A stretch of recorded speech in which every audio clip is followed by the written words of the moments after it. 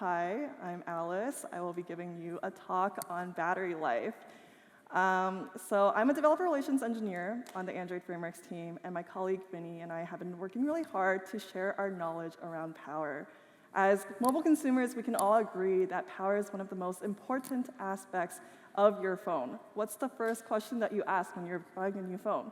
How's the battery life? However, as application developers, there may be aspects of the app that you're building that you're much more concerned about, such as performance, engagement, optimizing the revenue funnel, than how much power your specific app may be consuming.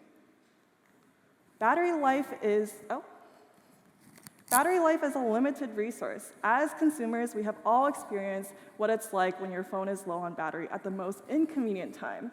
And modern devices also suffer from applications consuming power with little or no incentive to limit the consumption or to maintain the resources used. In economics, this is often known as a common problem given the term the tragedy of the commons. A real-life example could be the lack of maintenance of a public area such as a park. It is only when the local government steps in with various strategies to incentivize the public to keep the park clean that the park becomes well-maintained. On mobile devices, we experience this dilemma in terms of poor battery life and poor user experience. And there aren't many incentives for developers to reduce their individual usage, despite there being benefits to user engagement and retention for all applications. So just as a local government might take steps to reduce the negative impacts of a local park, the Android team has taken various steps to improve battery life on Android devices. So the Android OS balances the needs of different users in terms of both the users and the developers.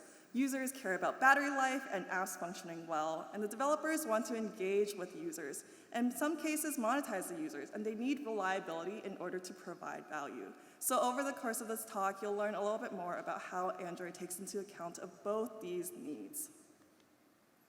So there's a lot that we're going to cover in this talk, but it was impossible to fit everything in a single 40-minute talk about power. Power comes in so many different form factors, not just on your mobile phone, but on Wear, on large devices. And so specifically, we are going to be talking about when the app is backgrounded.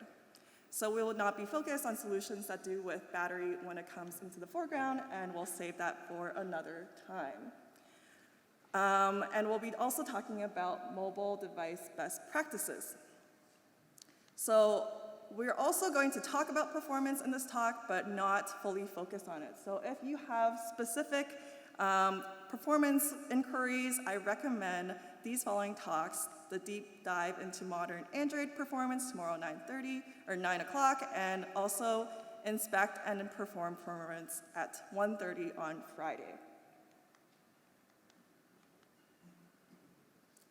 But if you have any questions that are related to battery that are not covered in this talk, please don't hesitate to reach out to me afterward.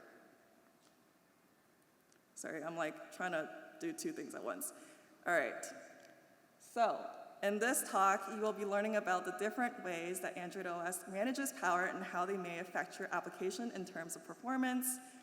We'll also be helping you understand the different APIs that are available and what you can do in order to leverage this knowledge to improve your background work and power efficiency. We'll learn about how the different ways you have to test power and measure power. And finally, we'll offer some quizzes for you to end off just to ensure that you understood the knowledge that we brought here and develop power consciousness. So we'd really like to develop an ongoing dialogue with you, the developers, about what Android can do in terms of resources or new APIs. So having this feedback will make sure that the Android team makes the right decisions for the users and for the developers. So speaking of feedback, I'd love for this talk to be as interactive as possible, so I'll be engaging the room with the hashtag DCBLN22Power to get your thoughts.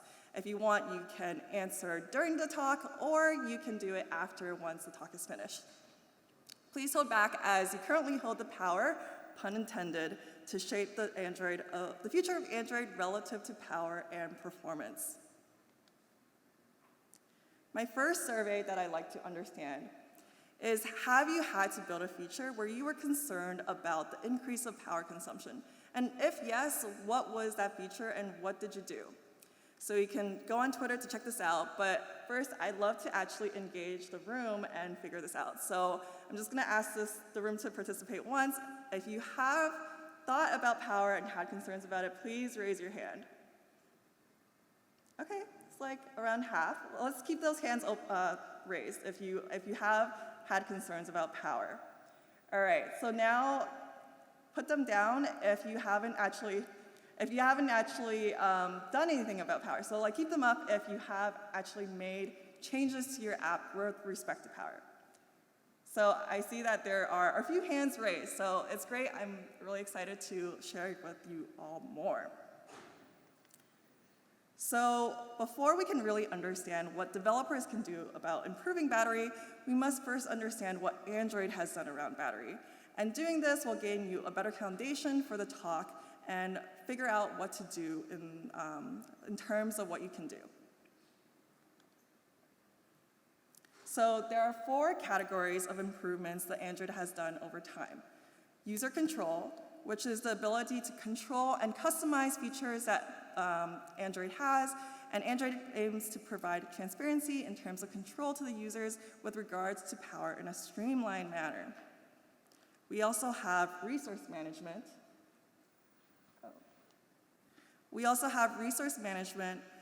Where we continue to improve on the OS in terms of optimizing the resource allocations as well as standardizing OS behavior so that there's less fragmentation between manufacturers. Number 3, we have APIs and guidance. We're continuing to listen to your feedback and offer more APIs to improve on existing, as well as improve on existing ones to make sure that the developers feel empowered to increase power efficiency. And finally, we have measurement and testing. And we'll go over that a little bit more in terms of what tools you have in order to test power, as well as different ways that you can measure power in order to improve your optimizations. So first, we're going to talk about the first 2, user control and resource management, and the second part, we'll talk about APIs and measurement and testing. So Android 9 was when we launched app standby buckets.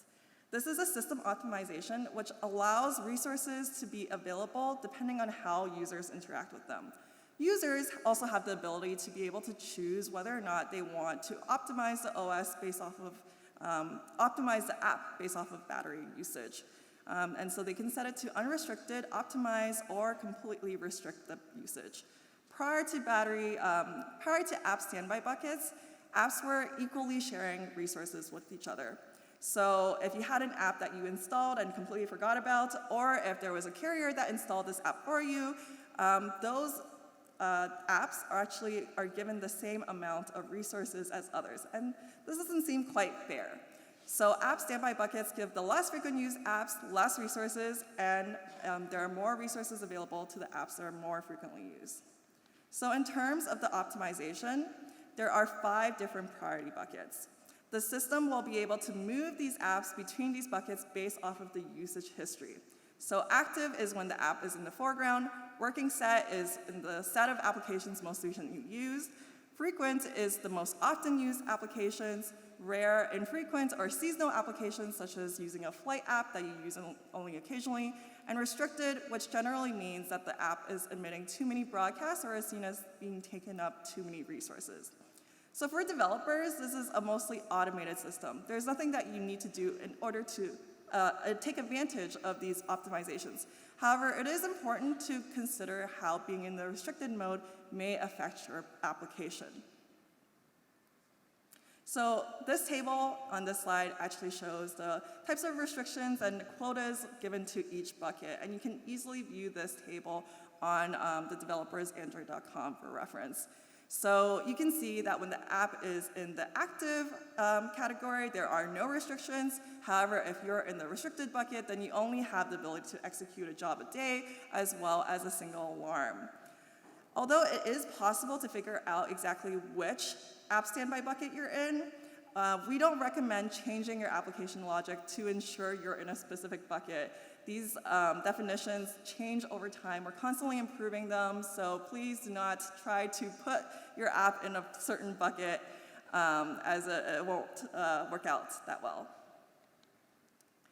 So another feature to note is that with Android 13, we're adding the much requested ability for users to actually swipe away on foreground service notifications.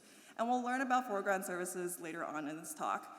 Foreground services are a resource-heavy service, and these notifications aid the users in gaining awareness that the work is happening in the background. So if these notifications are dismissible, it's much more likely that someone might forget that they're doing these resource-heavy services in the background. So to tackle this problem, Android 13 has added a new affordance called Stop Foreground Service that allows you to manage foreground services in the notification shade. And so with the task manager, you're able to see a list of applications running foreground services, and you can also stop these services. So one of the fundamental ways that Android has optimized for battery life is with a DOS system. This was introduced starting in Android 6, and we've been continuously adding additional optimizations that work with the DOS system. DOS, also referenced as an idle state, is a low power state where the phone goes into when the system restricts access to network, defers jobs, syncs, and standard alarms. The DOS mode is usually triggered when the device is unplugged and remains stationary or has its screen off for a period of time. Of course, the phone cannot just doze until the phone is not stationary, so the system wakes up the device periodically to let it do more work. This is known as maintenance windows. As the device remains asleep for longer periods of time, the intervals between these maintenance windows keeps increasing. And this is the case where the user is not interacting with the phone for a long time, such as overnight. All of this is to reduce power consumption as much as possible when the device is not being actively being used by the user. And in Android 7, we extended DOS in order to trigger a lighter set of optimizations every time the user turns off the screen. So even if the user is moving, they still will experience some of the optimizations that DOS offers and have longer battery life. So while the device is in DOS, there's a number of restrictions being added in order to ensure that there's as little consumption as possible. So these restrictions include jobs, syncs, standard alarms, and regular Firebase messages are deferred until the next maintenance window. And the system also doesn't perform any Wi-Fi scans or network requests. So as you can see from this list, there are a number of improvements that Android has made and continues to make that improves on resource consumption of applications. So on top of those app standby buckets and the task manager, we've introduced more efficient libraries such as the work manager that allows you to do background work in a performant and power-efficient way. And with these improved APIs, we also started adding more limitations on the resource-heavy ways of doing work. This started with background services being restricted to only being happening when the app is active, and we further restricted entry points into foreground service starting in Android 12. As we mentioned previously, app standby buckets has quotas based off of the standby bucket. And more recently, we improved Firebase Cloud messaging quotas to scale depending on the number of user-visible push notifications rather than the standby bucket. So if there's one thing that you might be tired of hearing after this talk, it may be restrictions. We're not going to hide that there are a lot of restrictions that are being introduced over the years to improve on battery life. And we understand that restrictions aren't necessarily fun for developers. And it means additional work for developers to have to adapt to the change. So why does Android add restrictions? First, within the team, we're constantly balancing the trade-offs for users and for developers. We often lean towards introducing restrictions that doesn't break the app and allow developers more time to adapt to the change. For example, with Firebase messaging quotas, if you don't hit the quota of having enough high-priority messages that show with push notifications, then we'll downgrade the priority level of the messages, which means that the messages will still be sent, they'll just be deferred until the next maintenance window. Also, getting applications who are incentivized to be resource conscious and do the right thing when it comes to consumption of resources is not an easy thing to accomplish. To bring up the park example I said earlier, one way of enforcing public to care about the maintenance of a park is with penalties. To avoid being affected by these reinforcements, we recommend that you're ensuring you follow best practices around cover, which we'll cover later on in this talk. Another reason why we introduce restrictions is to address fragmentation. Many developers are aware of fragmentation as a challenge in modern devices. And device manufacturer fragmentation is when the behavior differs between various devices from manufacturers. These are often introduced in order to additionally improve and extend battery life. However, they're a bit of a pain point for developers as they are often undocumented. We hear these pain points and we're continuing to address these concerns by ensuring that more of the OS optimizations are standardized and thoroughly documented, as well as collaborating with OEMs. Within Android, we often have to balance the trade-offs. If we purely focus on OS-level optimizations, it means that we have to continue, we can continue improving battery efficiency, but without introducing work for developers. However, these broad optimizations may not cover all use cases. So developers have less customizability and use cases that work well with these optimizations. On the other hand, if we focus on building tools and resources, we give more controls to the developers, but that means that they have more learning curve and have more things that they have to focus on top of everything that you're doing right now. So we know that it can't be one side or the other.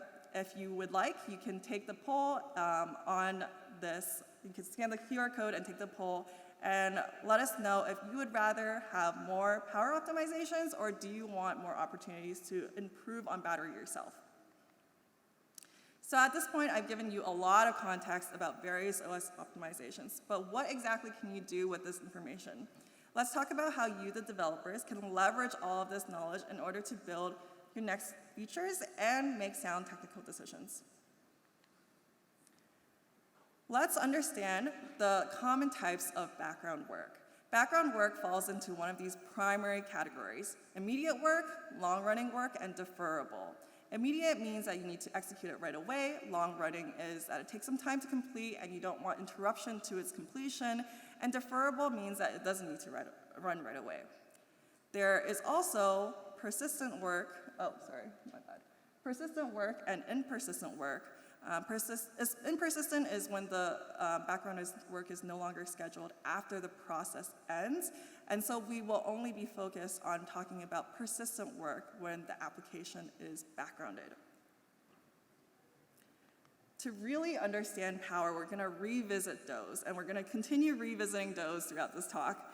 So in order for developers to save power, they need to work with DOEs and not against it. DOEs is great at saving battery life. The system provides maintenance windows in order to have the work happen in batches. Coming back to the different types of background work, we can now categorize the power consumption with DOEs in mind. So the deferrable work is low power because it can be deferred until the next maintenance windows. The work that requires immediacy in terms of execution are medium to high power, as they don't get to leverage all the benefits that DOEs offers. And finally, we have high power consumption that is long duration. So this work is usually work that will take longer than 10 minutes to perform, and we need the reliance that the work is going to be completed. Currently, this is the type of work that consumes the most power. So if we think of APIs on the scale of low power to high power, we can now start to categorize the different APIs. So on the high power side, we have a number of APIs that allow us to do background work with high predictability. So this is Firebase messages with high priority, and exact alarms are one of the ways that you can bypass those and wake the device to do something immediately. And these APIs should be used sparingly. Foreground services is another way of running user-visible work while the app is backgrounded. It's a powerful service, but one of the most expensive ways of doing work in the background. On the opposite side, we have low accuracy and low power consumption triggers. So on this side are the APIs that Android advocates for the most: scheduling work requests using Work Manager or Job Scheduler. You can schedule these requests while the app is active or through a number of triggers such as regular priority FCMs, service bindings, or any type of broadcast. And lastly, we have the middle, which is medium power consumption. Often, these are good APIs to consider if you need more accuracy in terms of when the work is executed and want the system to guarantee a certain time frame. Here we have while and idle alarms, which break through idle or doze mode, broadcast receivers, which respond to intents and do a short amount of work in the background, and we have expedited work requests. These work a lot like regular work requests, except the system prioritizes them sooner. When we apply our understanding of doze to foreground services, we can see how disruptive an application with a foreground service is with regards to battery.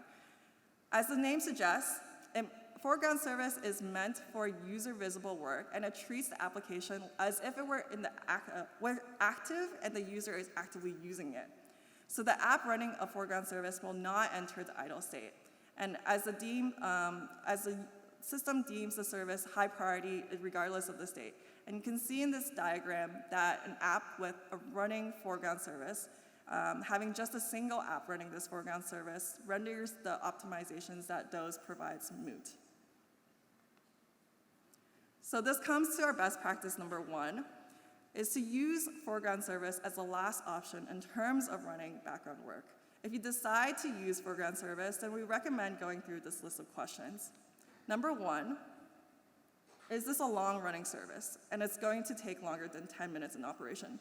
If not, then you can likely replace this logic with a deferrable or expedited work request. Number 2, what are the conditions that will cause the foreground service to end? Are there conditions that are there more conditions that you can add that is not just that the operation has succeeded? And you may have even encountered apps where there is a notification that you can't dismiss and it's running a long foreground service. That doesn't seem to end for a long time. Could you add extra end conditions in terms of the battery life being too low or poor conditions, such that the user isn't wasting battery in these certain conditions? And also, could you offer the ability to defer, for the user to defer the foreground service, maybe while the phone is charging or when they have better battery life? And finally, what is the average duration of the foreground service? How could you potentially break up the duration in terms of work into chunks so that you don't have to use a foreground service for this whole time? So in terms of alternatives to using foreground service, there is another library that Android offers called Work Manager Jetpack Library. So the Work Manager library is built on top of the job scheduler system, and you may hear me use the words jobs and work requests interchangeably. So Work Manager also consolidates the amount of complexity in terms of doing persistent work. In certain cases, you can run foreground services within Work Manager by doing set foreground, and you can also do immediate, long-running, or deferrable work. Within Work Manager, we can see that there's 3 different ways of handling persistent work, and you can choose these dependent on what you need and how low in terms of power consumption you need. So with that said, it comes to best practice number 2. So use expedited work requests over foreground service in terms of immediate tasks. With expedited jobs, you can have applications easily execute short and high priority tasks, such as sending a message or uploading a picture. And these expedited jobs offer similar guarantees, such as to foreground services in terms of immediacy. So they will be able to run as soon as possible, be less restricted by doze, and bypass any battery saver network restrictions. Additionally, it's possible to start expedited jobs from various entry points in the background, that are not possible with foreground service. There are also some additional quotas with expedited jobs, but you can handle it in terms of a fallback to regular jobs if reached. Our third best practice is around alarms.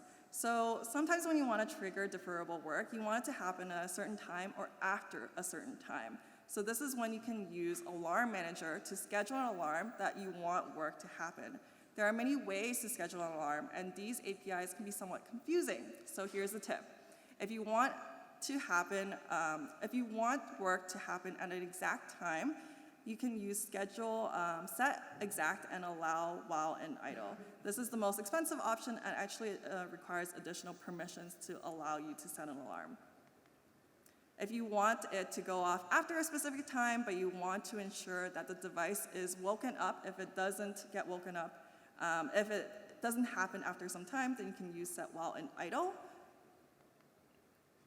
And finally, if you just want the alarm to go off and it doesn't matter when it happens, then you can use the lowest power consumption API, set an exact alarm. I do want to note that the alarm manager holds a CPU wake clock as the alarm receiver on receive method is executing. And that means that if you don't need this for a certain time to happen, it's still better to use work request. Finally, for the fourth practice, we recommend using high-priority Firebase messages to communicate with the server to the client if there's user-visible changes. As I mentioned earlier, in Android 13, we're updating Firebase messaging quotas such that if you're sending too many high-priority messages that do not result in a push notification, then the user's devices will downgrade these messages to a regular priority. Again, this is because high priority messages trigger the device out of the doze state and is really bad for power. So now that we've learned about the best practices, I'm going to also briefly mention about different ways to test with power in mind. So for all optimizations mentioned, there are ADB commands in order for you to force a device or emulator into doze mode so that you can test what you can test what happens if you were to trigger background work during these modes. So in this case, this is for entering into doze mode or idle mode. We also have ADB commands to trigger different standby buckets. In the specific case, you want to trigger it for a restricted bucket. And there are also ADB commands in order to test the device-specific low power mode. So this is the battery saver mode, etc. And you can trigger this using the low power mode command. So battery stats is another useful tool that you can use in order to access all of the dumps of battery and how the battery was utilized on the device over time. However, this text dump isn't the most useful, and we're working on tools that offer more visibility into device power. So one thing you can do is use Battery Historian, which is a third-party tool that converts the battery stats text dump into a system-wide visualization of all the different system behaviors. So this visualization allows you to analyze which system components are utilizing the most battery. I do want to call out that there are limitations to these tools. These metrics aren't associated with the application, and it can be kind of confusing if you're doing background work to understand which application is actually triggering the most amount of work. If you have specific feedback around measurement, feel free to come find me and talk to me afterward. So we recognize that there's a lot that we can do in terms of improving our educational resources. So my final survey is, what resources would you like to see more of in order to develop power consciousness? And feel free to mention any use cases you have. So I know I'm going over time, but if there isn't anyone that is actually gonna if there isn't anyone coming up, then I'll go over the power quiz. So let's test out our power consciousness. We're gonna have 2 user journeys that we're going to go through and figure out which solutions are right or wrong. I'm gonna kind of blast through this.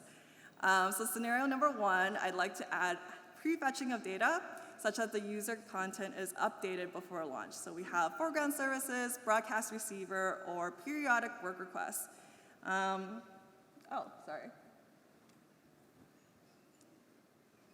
So of these 3 possibilities, which one takes more power?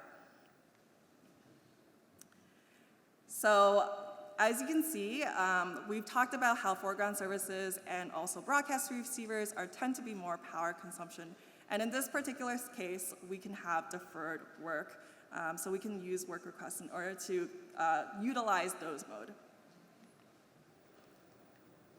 The second scenario is with downloading more than a 1 gigabyte file. So in terms of different possibilities. We have chunking work, we have expedited work, as well as scheduling a work request and setting foreground on it. So this solution is a bit of a trick question. If you're chunking work or doing expedited requests, it doesn't fit into the constraint of the user journey. So because of the fact that the work needs to be long running and longer than 10 minutes to happen, you would need to use a foreground service.